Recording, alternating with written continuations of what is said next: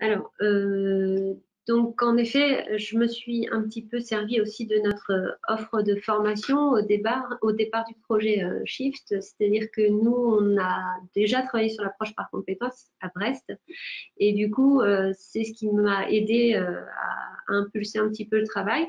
Donc, juste pour situer le projet Shift, c'est donc 15 universités qui se regroupent et donc ça fait beaucoup de monde autour de la table, autant des enseignants que des ingénieurs pédagogiques, mais aussi des étudiants. Et donc, on a essayé de monter un groupe de travail, le Work Package 6, autour de l'approche par compétences.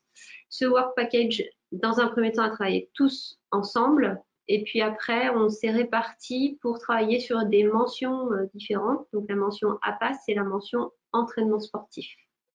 Ouais, c'est tout. Donc, le but un petit peu de cette présentation, c'est de vous expliquer quelles ont été nos démarches, quelle a été la méthodologie. Donc, pour essayer de tous travailler ensemble dans le bon sens.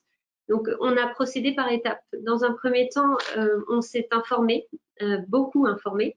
Puis, on a essayé de comprendre et de synthétiser ces informations pour ensuite essayer d'aller les opérationnaliser. Tu peux y aller.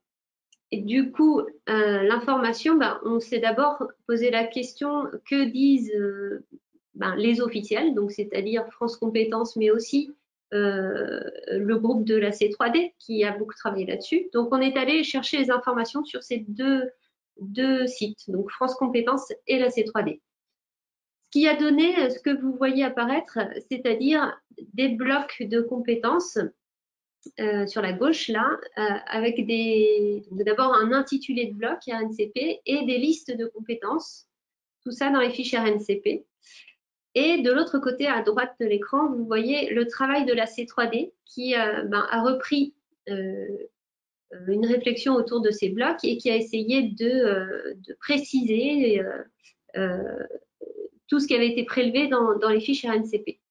Alors, juste le petit souci, combiner les informations, au départ, ça a été compliqué parce que les numéros des blocs ne se retrouvaient pas, ne correspondaient pas, mais du coup, voilà, ça fait partie du temps d'information qui était vraiment important de se saisir de toutes ces ressources-là. Ensuite, on a passé un bon temps, je dis une dizaine de grosses réunions, à essayer de comprendre du coup ces informations, mais aussi de se plonger dans le vocabulaire qui n'est pas évident au départ, de s'intéresser à ce qui se cachait derrière les mots, donc autant sur les fiches RNCP que dans les documents de la C3D.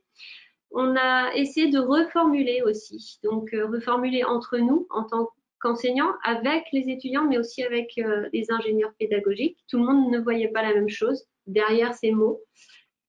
Et on a comparé aussi, beaucoup comparé, c'est-à-dire qu'on a pris les deux mentions auxquelles on s'intéressait, donc la mention APAS et la mention entraînement.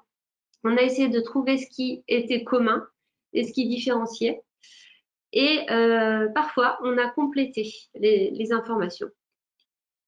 Donc, ça a donné un petit peu un travail sur un tableur Excel dans lequel on avait la référence RNCP, la précision du travail de la C3D à côté, et on rajoutait. Et puis, on avait mis des couleurs pour voir ce qui était commun, ce qui nous semblait intéressant, ce qui nous semblait vraiment primordial.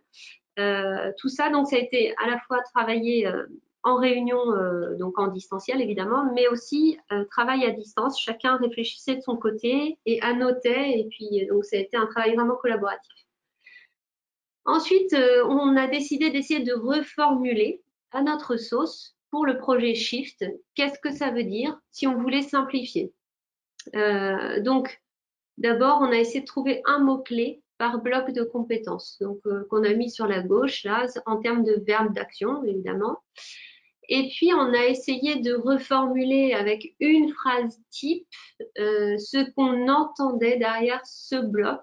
Donc, on pourrait dire que c'est ce qu'on a essayé de faire, c'est plutôt là une phrase qui résumait ce qu'on voulait évaluer derrière ce bloc-là. Et puis, on a essayé ensuite de préciser tout un tas soit de compétences, soit d'activités même, et soit de connaissances qui étaient cachées derrière ces activités et ces blocs. On s'est posé la question de la lisibilité de ce gros tableau qui prenait plein d'informations partout. Et donc, on s'est dit, pour essayer de synthétiser notre méthode, notre approche, notre façon de voir les choses, il va falloir qu'on teste des outils pour mieux comprendre ensemble, pour mieux voir la logique des choses et pour réussir à opérationnaliser. Et là encore, on s'est réunis de nombreuses fois.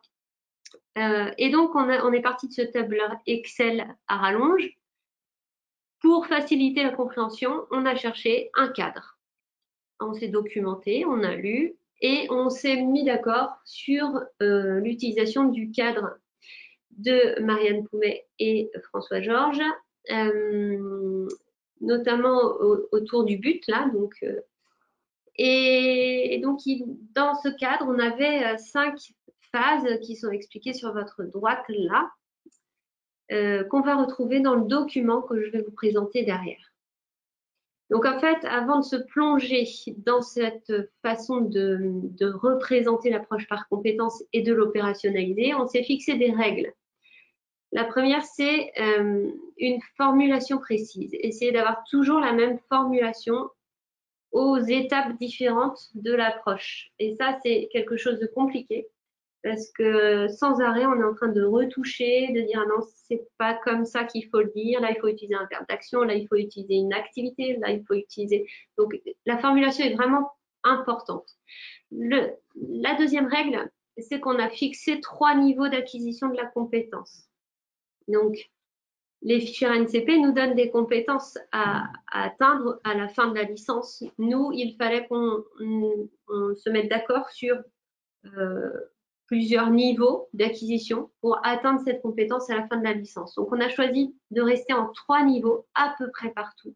Je crois qu'il y a une seule compétence dans laquelle on a gardé 2 niveaux.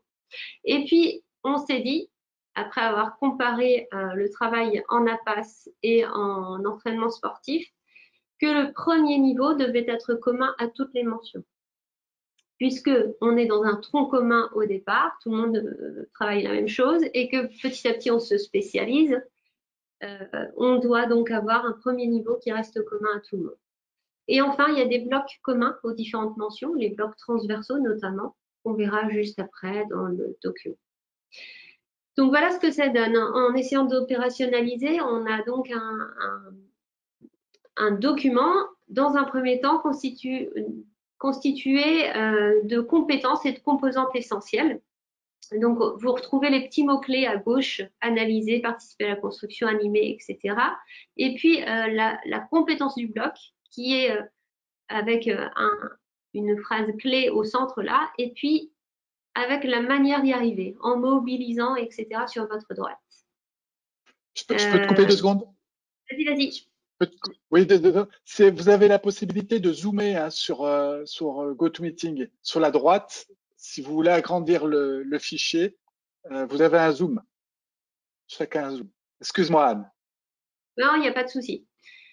Donc, vous voyez là sur cette page, j'ai fait une accolade pour vous montrer ce qui était commun à toutes les mentions, c'est-à-dire qu'il y a le bloc 3, 4, 5 là, qui sont vraiment communs et le bloc 3 est commun, est le bloc qui valide le DUG sur l'animation, comme le disait tout à l'heure Aurélien. On peut passer, voilà. Donc, on arrive à nos 5 autres blocs, puisqu'on a 10 blocs en tout. Encore une fois, on a 2 blocs communs là, c'est le bloc 6 et 7. Et les blocs 9 et 10 sont vraiment des blocs très spécifiques aux mentions. C'est les seuls qui vont peut-être pas avoir un niveau commun, un premier niveau commun avec les autres mentions. Donc, une fois qu'on a défini donc les composantes essentielles de ces compétences, on s'attaque aux situations professionnelles. Donc, pour le bloc analysé, par exemple, on a les situations professionnelles en face, c'est-à-dire qu'est-ce qu'on va proposer aux étudiants pour voir s'ils ont acquis la compétence. Donc, c'est finalement les situations d'évaluation. Donc, on a tout un tas de situations qui sont listées. Tu peux passer, je pense, sur les 10 blocs. Et puis, on a ensuite on a pensé à ces niveaux de développement des compétences, comme je le disais tout à l'heure. Donc, sur chaque bloc, on a essayé de mettre une phrase assez courte en général, qui résume la progression de l'étudiant de son entrée à la fac jusqu'à la L3. Donc voilà, sauf donc, je me permets juste de dire là, le troisième bloc animé, c'est le bloc du DUG et celui-ci, le niveau 3 doit être atteint à la fin de la L2. Et là, il y a un petit, pour l'instant, on en est resté à cette version-là. Pour le bloc 6, on a trouvé que 2 niveaux suffisaient. Donc, on s'est dit qu'à la fin de la L3, ils auraient atteint le niveau 2. Donc, je finis par cette diapo qui est, à mon avis, la plus intéressante au niveau de l'opérationnalisation, puisqu'elle résume un petit peu tout. En haut, vous retrouvez donc la compétence à gauche avec les composantes de la compétence en haut à droite. Les situations professionnelles, celles dans lesquelles vont être évalués les étudiants juste en dessous. À gauche, vous avez les niveaux de développement de l'acquisition de la compétence et juste en face de ces niveaux, vous avez les apprentissages critiques. Donc, on a essayé de lister et on s'est donné comme règle d'essayer de respecter 3 apprentissages critiques par niveau. Et c'est à partir de là qu'à mon avis, donc ce qu'on va appeler les conférences de consensus dans le projet Shift, va pouvoir travailler sur les contenus qu'on va pouvoir apporter à chaque niveau pour chaque bloc.